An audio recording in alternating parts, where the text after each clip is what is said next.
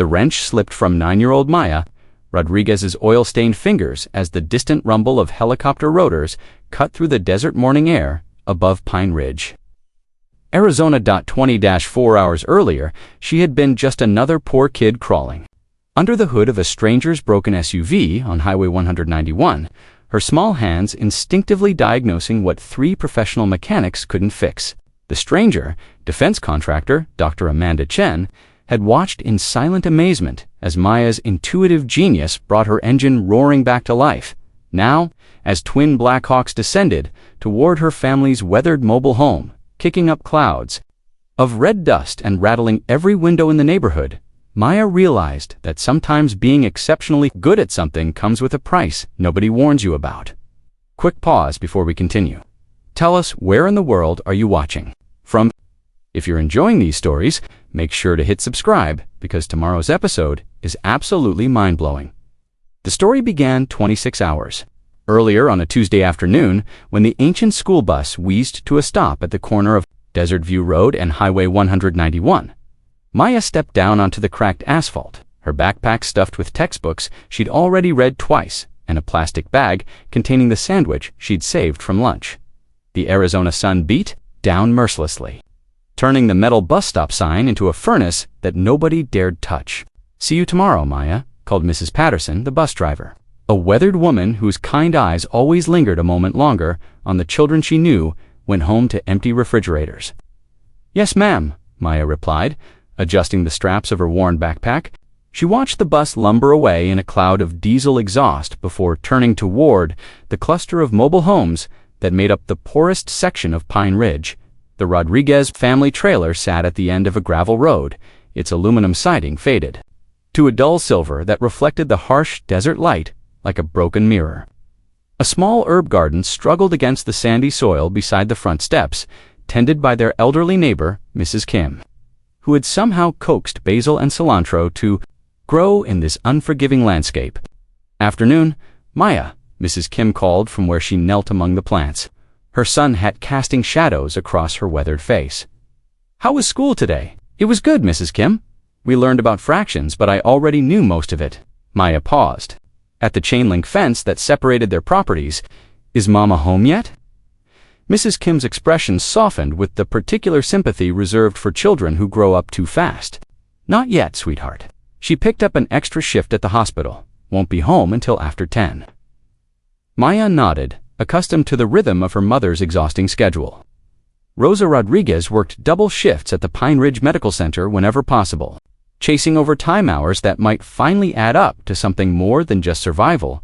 The mathematics of poverty were something Maya understood with the same intuitive clarity she brought to mechanical problems. Every dollar counted, every opportunity mattered, and there was never quite enough of either. Inside the trailer, Maya dropped her backpack on the small kitchen table and surveyed their modest home. The living room and kitchen occupied a single space, separated only by a narrow counter topped with faded linoleum. 2 small bedrooms and a bathroom completed the layout. Every square foot utilized with the efficiency born of necessity. The walls were thin enough that she could hear Mrs. Kim humming in her garden and in winter. The heating bills forced them to huddle together in the living room with blankets and space heaters. But it was home, and Maya had learned to find beauty in the way afternoon sunlight streamed through the kitchen window, casting geometric patterns across the worn carpet. She had also learned to appreciate the silence, the way the desert seemed to stretch endlessly in all directions, offering a kind of peace that people in crowded cities never experienced. Maya changed out of her school clothes and into the coveralls that had once belonged to a mechanic's apprentice before finding their way to the thrift store where her mother shopped. The fabric was stained with oils and greases from previous owners, but Maya had added her own marks over the past 2 years. Evidence of her growing expertise with engines and machinery, she retrieved her toolbox from under her bed, a collection of implements gathered from garage sales, dumpsters behind Martinez Auto Shop, and the occasional gift from sympathetic adults who had witnessed her unusual abilities. The tools were mismatched and well-worn, some held together with electrical tape and determination, but Maya knew each one intimately. She could identify a Phillips head screwdriver by touch in complete darkness, could hear the subtle difference between a loose bolt and a stripped thread, The walk to Martinez Auto Repair took 15 minutes across the desert landscape. Following a footpath that Maya had worn smooth over countless trips, Carlos Martinez owned the only full-service garage in Pine Ridge, a collection of buildings clustered around a gravel lot where broken vehicles sat baking in the sun like metallic sculptures. Martinez himself was a man of contradictions, genuinely skilled with engines but lacking in patience, capable of kindness but prone to exploitation when he sensed an advantage. "There's my little miracle worker," Martinez called as Maya approached the main garage bay. He was a thick-set man in his 50s, his gray hair perpetually disheveled and his clothes permanently stained with automotive fluids. "Here that are making my regular guys scratch their heads. Think you can work your magic?" Maya had been coming to Martinez's garage for nearly 2 years, ever since the day she had wandered over during a school holiday and correctly diagnosed a transmission problem that had stumped Martinez's to full-time mechanics. What had started as curiosity had evolved into an informal arrangement. Maya would troubleshoot difficult problems in exchange for $25 and the opportunity to learn from watching the professionals work. The arrangement benefited Martinez enormously. Maya's diagnostic abilities had saved him thousands of dollars in trial and error repairs and had earned his garage a reputation for solving impossible problems. Customers drove from as far as Flagstaff when their vehicles developed mysterious ailments that other shops couldn't fix. Martinez charged premium prices for these consultations while paying Maya a fraction of what her insights were worth. "The first one?" Maya asked, setting her toolbox down near the hydraulic lift, where a blue pickup truck sat with its hood raised. Engines running rough, losing power on acceleration. "Pete and Jose both say it's probably the fuel injectors, but I'm not convinced. Take a listen." Martinez started the engine and Maya closed her eyes, letting the sound wash over her. 2. Most people, a running engine produced a generic mechanical noise, but Maya heard layers of information in every revolution. The rhythm of the pistons, the whisper of air through the intake, the subtle harmonics of combustion. Each element told part of a story. "It's not the injectors," she said after 30 seconds. "The timing's off, but not from the distributor. Something's causing inconsistent compression in cylinder 3. She moved to the engine bay and placed her small hands on different components, feeling for vibrations and temperature variations that others might miss. Her fingers traced the spark plug wires, tested the tension of the drive belts, and finally settled on the valve cover. "Valve spring's weak," she announced. "Probably cracked. That's why the compression drops intermittently." Martinez shook his head in amazement, the same expression he wore every time Maya performed her diagnostic magic. "Jose, come over here and pull that valve cover. Check the spring on cylinder 3. 20 minutes later, Jose held up a valve spring with a hairline crack running down one side. "How does she do that?" he muttered, not for the first time. The second vehicle, a sedan with electrical problems, yielded its secrets just as readily. Maya traced the symptoms to a corroded ground connection behind the dashboard, a location that would have required hours of methodical testing to discover through conventional troubleshooting. The third car, an SUV with mysterious transmission issues, revealed itself to have a problem with the torque converter lockup solenoid, a diagnosis that would typically require expensive computer analysis and partial disassembly. 343, Martinez said, counting out $75. "In rumpled bills, you're going to put every diagnostic computer out of business, kid." Maya folded the money carefully and tucked it into her coverall pocket. $75 represented almost as much as her mother earned in tips during a good shift at the hospital. It was grocery money, utility money, or perhaps a contribution toward the rent that always seemed to arrive faster than expected. "Mr. Martinez," she said, her voice carrying the careful politeness of a child who had learned to navigate adult relationships with precision. "Do you think I could maybe watch Pete rebuild that transmission on the Ford? I've never seen the inside of a 4R70W before." Martinez's expression shifted slightly, revealing the internal calculation that always occurred when Maya asked to learn something new. More knowledge made her more valuable to his business, but it also made her more aware of her own worth. It was a balance he managed carefully, sharing enough information to maintain her interest while ensuring she remained dependent on his opportunities. "Maybe next week," he said. "We're pretty busy right now, and Pete's got to focus on getting that job done quickly." Maya nodded, recognizing the polite dismissal for what it was. She had learned to read the subtle signals that indicated when her presence was welcome and when it had become inconvenient. The ability to diagnose mechanical problems seemed to come with an unfortunate side effect: an increasing awareness of how people managed and manipulated situations to their advantage. The walk home took her past the Pine Ridge Medical Center, where she could see her mother through the large front windows, moving efficiently between patient rooms. Rosa Rodriguez moved with the practiced grace of someone who had learned to maximize every motion, carrying multiple clipboards, checking vital signs, and maintaining the professional demeanor that made her invaluable to the overworked medical staff. At 34, she looked older than her years, worn down by the relentless pressure of raising a child alone. While working multiple jobs to keep them housed and fed, Maya didn't stop at the medical center. Her mother's work required complete focus, and interruptions, even from family, were discouraged by the administration, which tolerated no deviation from maximum productivity during busy periods. Instead, Maya continued home, where she would prepare her own dinner, complete her homework, and probably fall asleep reading one of the technical manuals she had borrowed from the library. The evening passed in familiar routines. Maya heated a can of soup, worked through math problems that felt absurdly simple, and spent an hour studying a manual on electronic fuel injection systems. The technical information fascinated her in ways that her school subjects never did. Every diagram and specification connected to real-world applications she could visualize and understand by 10:30 when her mother's tired footsteps finally climbed the trailer's front steps.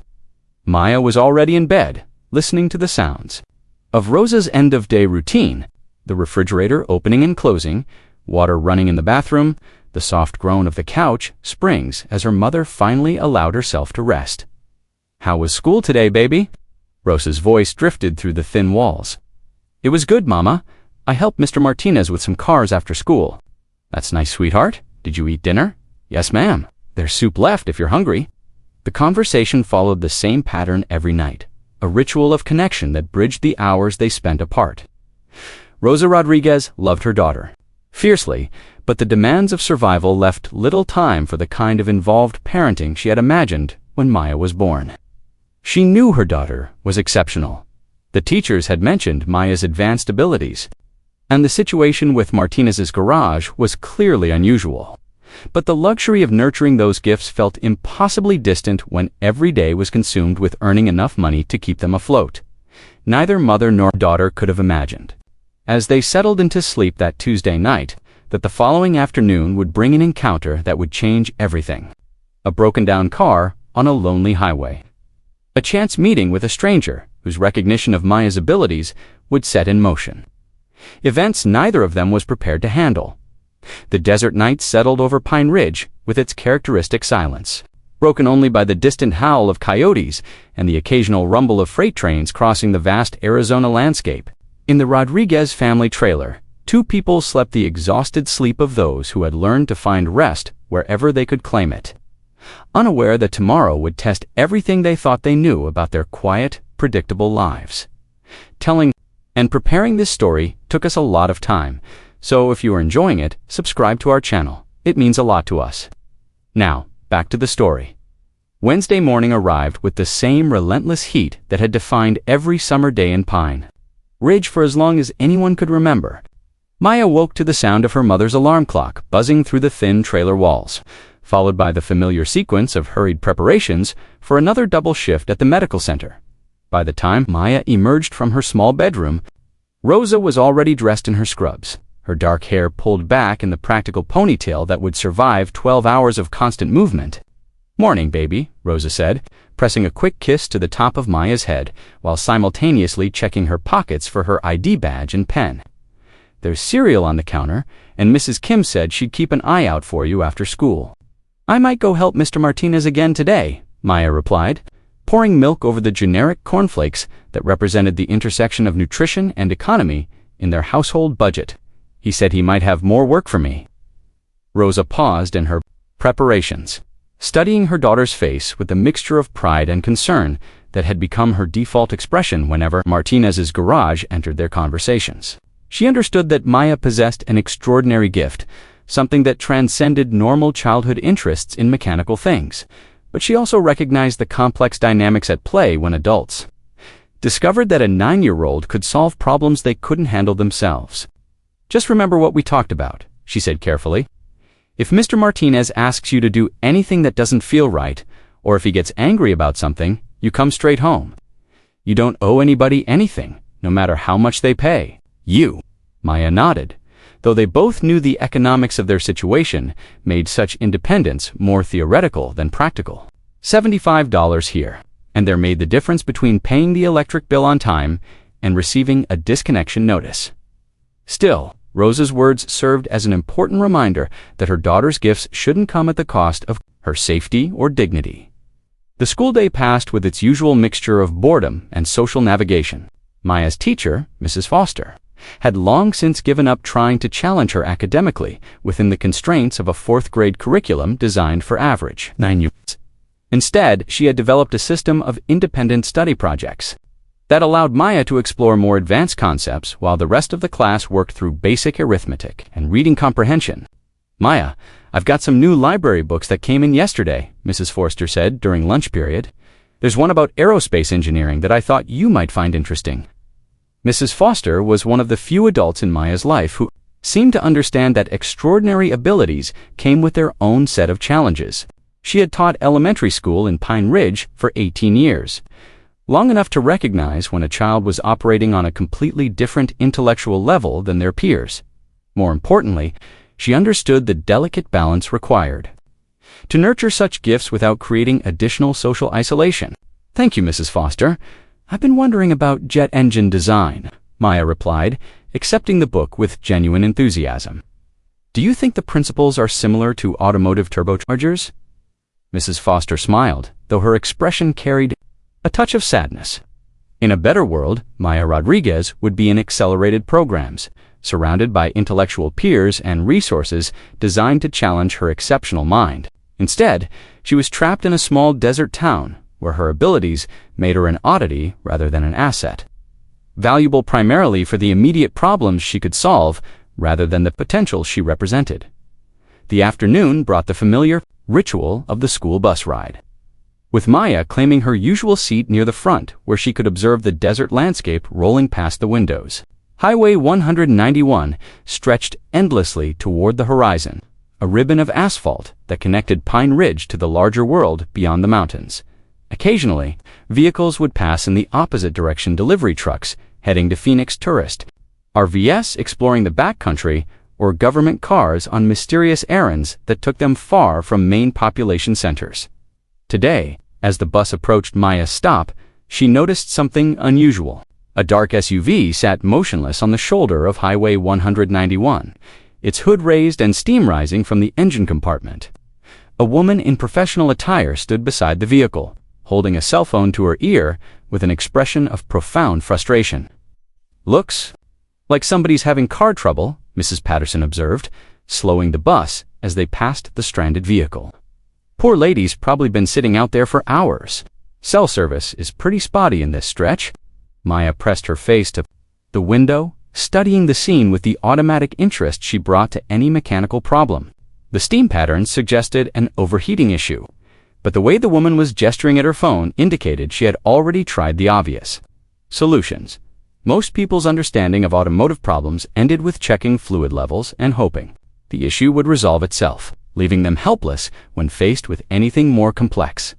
The bus wheezed to its usual stop, and Maya gathered her belongings with uncharacteristic urgency. Something about the stranded motorist had captured her attention in a way that transcended simple curiosity. Perhaps it was the professional quality of the woman's clothing, which suggested she was far from home and probably unfamiliar with the realities of breaking down in the Arizona desert. Or perhaps it was the mathematical certainty that her situation would only deteriorate as the afternoon heat intensified and her chances of receiving professional assistance diminished with each passing hour. "See you tomorrow, Maya," Mrs. Patterson called as Maya stepped off the bus. "Yes, ma'am," Maya replied, but her attention was already focused on the figure beside the disabled SUV, now barely visible in the distance, but still clearly stranded and increasingly desperate. She walked quickly toward home, her mind racing through the possibilities. The smart thing would be to mind her own business, complete her homework, and perhaps earn another $75 at Martinez's garage. The responsible thing would be to tell Mrs. Kim about the stranded motorist, and let the adults handle the situation through proper channels. But Maya had never been particularly good at ignoring mechanical problems, especially when she suspected she might be able to help. The same intuitive understanding that allowed her to diagnose engine troubles also made her acutely aware of human distress, particularly when that distress stemmed from the kind of technical difficulties that others found overwhelming. She dropped her backpack at the trailer and retrieved her toolbox, humming an old Korean melody while tending to the herbs that somehow flourished despite the harsh environment. "Going to help Mr. Martinez again?" Mrs. Kim asked, noticing the tool bag. "Maybe," Maya replied, which was technically true, even if it omitted the more immediate destination she had in mind. "I'll be back before Mama gets home." The walk to Highway 191 took 20 minutes across scrubland dotted with saguaro cacti and the occasional pile of sun-bleached bones left by desert scavengers. The heat was intense, but not yet dangerous. Maya had grown up in this environment and understood how to pace herself and recognize the early signs of heat exhaustion. Still, she carried a water bottle and planned to make the encounter as brief as possible. As she approached the stranded SUV, she could see the situation more clearly, solved quickly and efficiently. Her clothes were expensive, but now wrinkled and stained with perspiration, and her expression had evolved from frustration to genuine concern as she contemplated spending the night in her disabled vehicle. Dr. Amanda Chen had been driving from a classified meeting at a research facility outside Phoenix when her rental SUV had begun showing signs of trouble. The initial symptoms: a slight increase in engine temperature. A barely perceptible loss of power had seemed manageable until the cooling system had failed catastrophically 50 miles from nowhere. She had called for roadside assistance, but the service representative had informed her that the earliest a tow truck could reach her location would be the following morning. As a senior researcher in advanced materials science for a defense contractor, Chen was accustomed to having resources at her disposal that could solve most problems quickly and quietly. But the Arizona desert had a way of reducing everyone to the same fundamental vulnerability, regardless of their security clearance or corporate connections. Her phone showed 1 bar of signal strength, her water supply was limited, and the temperature inside the SUV was approaching dangerous levels.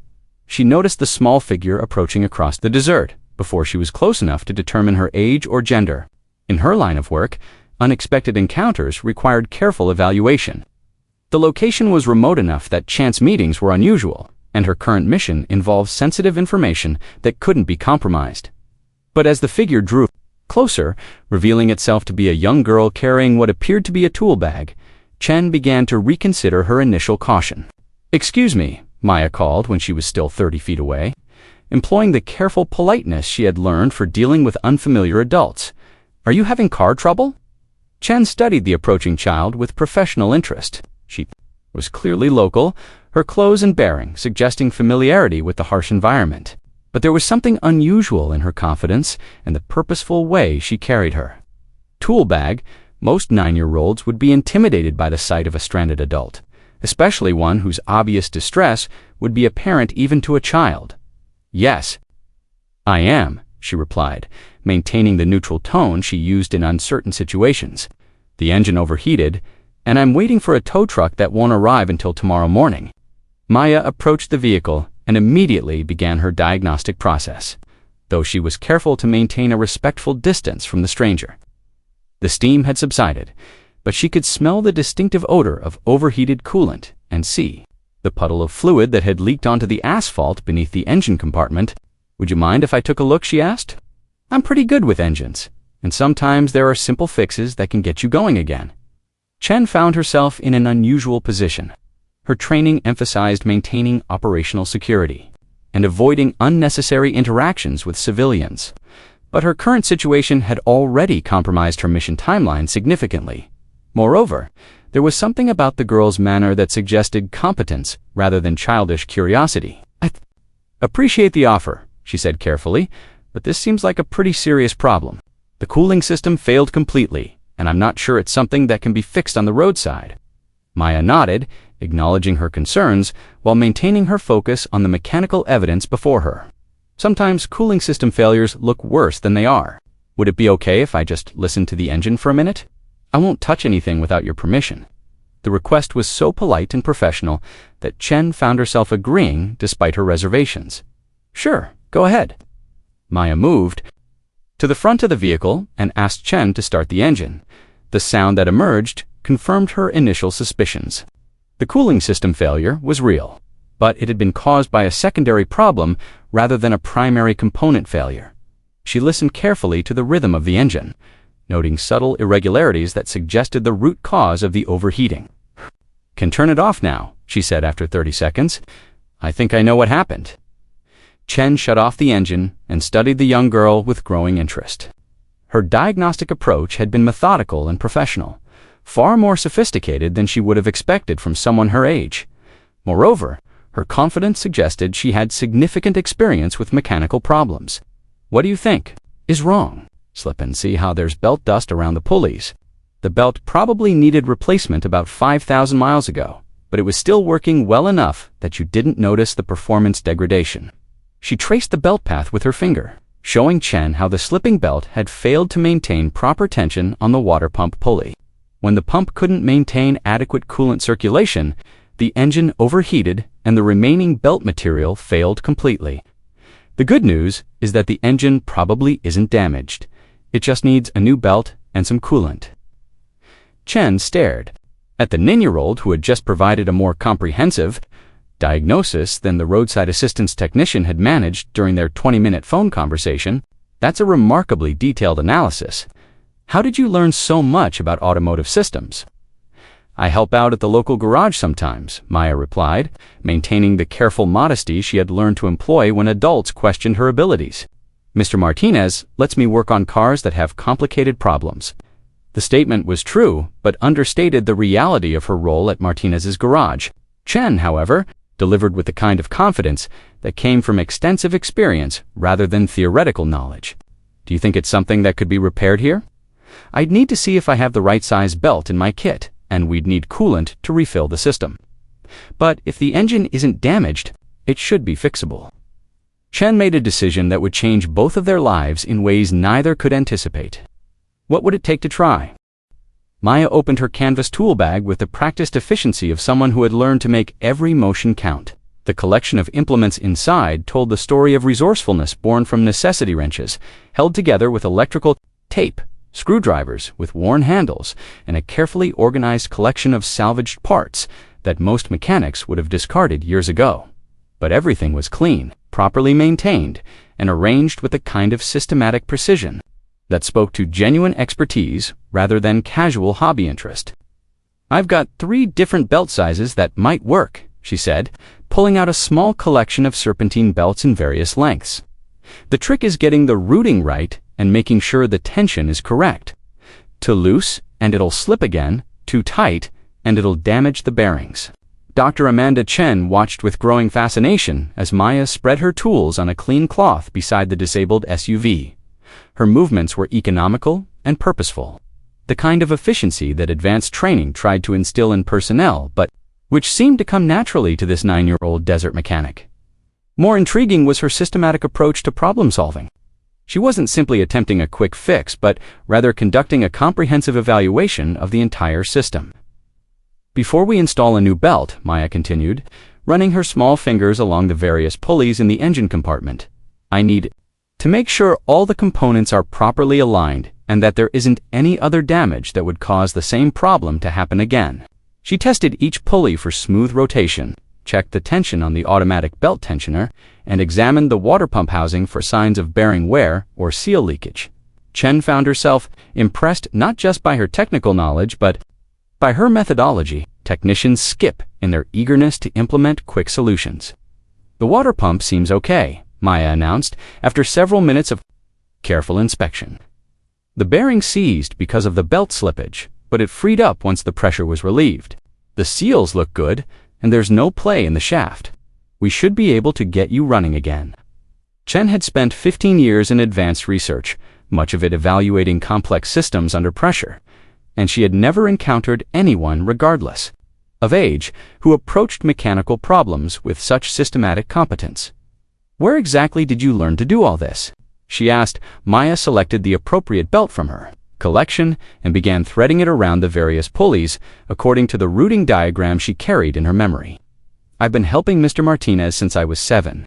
Before that, I used to watch mechanics work on cars and try to understand what they were doing. My mama says I've always been curious about how things work." The statement was delivered with the matter-of-fact tone of someone describing an unremarkable hobby, but Chen recognized the implications. Most children showed interest in mechanical things at some point, but developing genuine expertise required thousands of hours of focused practice and an intuitive understanding that couldn't be taught through conventional methods. "This might be a little tricky," Maya said, stretching the new belt around the final pulley. "I need to release the tensioner to get the belt seated properly, but I'll need you to start the engine once I've got everything in place. The belt has to engage correctly on the first try, or we'll have to start over." Chen positioned herself behind the steering wheel while Maya made final adjustments to the belt installation. Through the windshield, her small hands moved with absolute confidence, testing the belt alignment and ensuring that each pulley was properly engaged. "Okay," she called, turned the key and let it run for about 30 seconds, then shut it off. "I need to listen for any unusual noises and make sure the belt isn't slipping." The engine started immediately, running with a smoothness that had been absent during the overheating episode had preceded the cooling system failure. After the prescribed 30 seconds, she shut off the engine and emerged. From the vehicle, how did it sound? Maya was already checking the belt tension and examining the pulleys for signs of misalignment. Perfect. The belt's tracking correctly and all the components are working as designed. But we still need to refill the cooling system before you can drive anywhere. The radiator is completely empty. She had anticipated this requirement and produced a gallon jug of coolant from her tool bag, along with a funnel that had seen better days but still functioned adequately for its intended purpose. "Where did you get automotive coolant?" Chen asked, genuinely curious about the level of preparation that had gone into her portable repair kit. "Mr. Martinez lets me take home leftover fluids sometimes, especially when they're close to their expiration dates. I keep a basic supply for emergencies." Maya finished filling the radiator and replaced the cap with precise attention to the proper torque specification. "The system should be fine now, but you'll want to keep an eye on the temperature gauge for the first few miles. If there's any air trapped in the system, it might cause temporary overheating until it works its way out." Chen started the engine again and watched as the temperature gauge climbed to its normal operating range and stabilized. The cooling fan engaged and disengaged according to its programmed cycle, and there were no signs of the distress that had stranded her an hour earlier. The repair had been completed with professional efficiency by a 9-year-old using hand tools and salvaged parts. "This is absolutely remarkable," she said, shutting off the engine and studying Maya with undisguised amazement. "You've just accomplished something that I was told would require a full garage facility and several hours of professional repair time." Maya began packing her tools with the same systematic care she had shown during the repair process. Most cooling system problems look worse than they really are. People get scared when they see steam and assume the engine is ruined. But usually, it's just a secondary failure that's relatively easy to fix if you understand the root cause. Chen found herself conducting a mental calculation that had nothing to do with automotive repair and everything to do with the strategic implications of what she had just witnessed. Her position as a senior researcher for Titan Defense Systems required her to identify and evaluate unusual capabilities that might prove valuable to advanced projects. The company was constantly seeking personnel with exceptional technical abilities, particularly in areas involving complex problem-solving. Under pressure, but this was different. Maya Rodriguez wasn't just technically competent, she possessed an intuitive understanding of mechanical systems that transcended conventional training or education. Moreover, she had demonstrated the kind of calm competence under pressure that was typically associated with years of professional experience.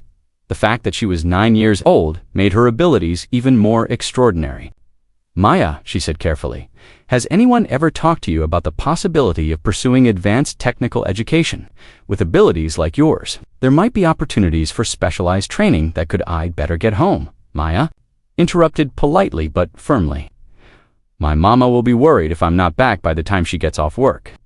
Chen recognized the deflection for what it was, child's instinctive caution when adults began discussing changes to her established routine, but the brief exchange had confirmed her growing suspicion that Maya's situation was more complex than it initially appeared. Her clothes, tools, and general circumstances suggested a family struggling with economic hardship, while her abilities represented talents that could command significant value in the right contexts. Of course, she said, reaching for her wallet. What do I owe you for the repair? Maya shook her head. You don't owe me anything. I was glad to help. The response surprised Chen, who had expected her to negotiate some form of payment. In her experience, people who possessed valuable skills were quick to capitalize on opportunities to be compensated for their expertise. Maya's refusal to accept money suggested either exceptional generosity or a child's incomplete understanding of the economic value of her abilities. I insist, she said, pulling out several $20 bills. Professional services deserve professional compensation. Maya looked at the money with obvious interest, but maintained her polite refusal. Really? It's okay? I just like fixing things. Chen studied her for a long moment, recognizing the complex dynamics at play. The girl clearly understood the value of money. Her family's circumstances would make that understanding unavoidable. She also seemed uncomfortable with the idea of charging a stranger for assistance rendered during an emergency. It was a level of ethical sophistication that impressed her almost as much as her technical abilities. At least let me give you my business card, she said, producing a simple white card with minimal information. If you ever need anything, or if you're interested in learning more about advanced technical careers, please don't hesitate to contact me. Maya accepted the card and read it carefully. Dr. Amanda Chen, Senior Research Scientist, Titan Defense Systems. The title was deliberately vague, offering no specific information about her actual responsibilities or the nature of her work. But to someone familiar with defense contracting, it suggested significant authority and access to resources. What kind of research do you do? She asked. Chen chose her words carefully, mindful of both security considerations and the need to provide an honest answer to a child who had just performed an extraordinary service. I help develop new technologies and materials that might be useful for national defense. Sometimes that involves working with people who have special talents or abilities. Maya nodded, though Chen suspected she understood more than her polite expression revealed. Children who grew up in economic hardship often developed sophisticated awareness of adult motivations and the complex relationships between talent, opportunity, and exploitation. I should really get home now, she said, shouldering her tool bag. Be careful driving through the mountains. The cooling system will be a little more sensitive until all the air gets worked out. Chen watched her walk away across the desert landscape, her small figure gradually disappearing among the saguaro cacti and scattered rock formations. The encounter had lasted less than 2 hours, but it had fundamentally altered her understanding of what was possible when exceptional ability emerged in unexpected places. As she drove toward Phoenix, monitoring the temperature gauge and following Maya's advice about mountain driving, Chen was already formulating the reports she would submit to her superiors. Titan Defense Systems' Advanced Projects Division was constantly seeking individuals with extraordinary capabilities, particularly in areas involving rapid problem-solving and intuitive technical understanding. Traditional recruitment methods focused on universities and established training programs, but they occasionally missed exceptional talents that developed outside conventional educational systems. Maya Rodriguez represented exactly the kind of unusual capability that could prove invaluable for advanced defense projects. Her diagnostic abilities alone would be worth developing, but her systematic approach to problem-solving and her calm performance under pressure suggested potential applications far beyond automotive repair. The question was how to approach the situation without disrupting a child's life or exploiting her family's obvious economic vulnerability. By the time Chen reached her destination, she had made a decision that would set in motion events neither she nor Maya could fully anticipate. Titan Defense Systems, talent acquisition protocols included provisions for exceptional cases situations where unusual abilities warranted immediate evaluation and potential development. Maya Rodriguez, the 9-year-old desert mechanic who had saved her mission timeline, definitely qualified as an exceptional case.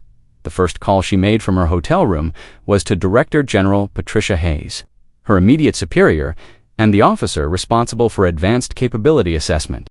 The conversation would be brief and to the point, but its consequences would reshape everything Maya thought she knew about her quiet life in Pine Ridge, Arizona. 20-4 hours later, as the Blackhawks descended toward the Rodriguez family trailer, Maya realized that her simple act of kindness had opened a door to possibilities she had never imagined. The military's interest in her abilities would offer opportunities for education and development that could transform her life. But it would also mean leaving behind the familiar desert community that had shaped her understanding of the world. Standing beside her mother as the helicopters settled onto the desert floor, Maya understood that her childhood was ending and her real education was about to begin. The exceptional abilities that had made her valuable to Martinez's garage had attracted the attention of organizations with resources and ambitions, far beyond anything she had previously encountered. The future stretched before her like the endless Arizona highway, full of possibilities both thrilling and uncertain. But whatever challenges lay ahead, Maya Rodriguez was ready to face them with the same systematic approach and calm competence that had guided her through every mechanical problem she had ever encountered. As the military personnel emerged from the helicopters and approached her family's modest trailer, Maya smiled. Her real adventure was just beginning. Hit subscribe and keep watching. More stories waiting for you. Tap the video on screen. Just click and enjoy.